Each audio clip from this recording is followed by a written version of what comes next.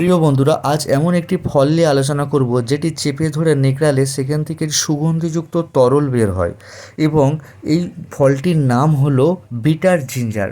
দেখতে পাচ্ছেন বন্ধুরা, এই ফলটি থেকে যখন নেকড়ানো হচ্ছে তখন প্রচুর পরিমাণে রস নির্গত হচ্ছে এবং এই রসটি থেকে একটি সুগন্ধি আদার রসের মতন গন্ধ বেরোয় এবং যেটি আমাদের মাথার চুলে আমরা ব্যবহার করতে পারি।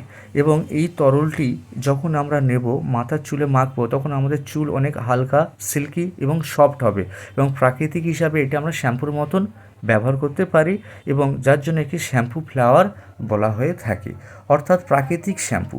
এটির নাম হলো বিটার জিঞ্জার, অর্থাৎ এটি আমাদের আদার ফ্যামিলিযুক্ত, অর্থাৎ আমরা যে আদ্রক বা আদা খেয়ে থাকি সেই আদার মতন হলদে বর্ণের এবং আদার ন্যায় সুগন্ধিযুক্ত।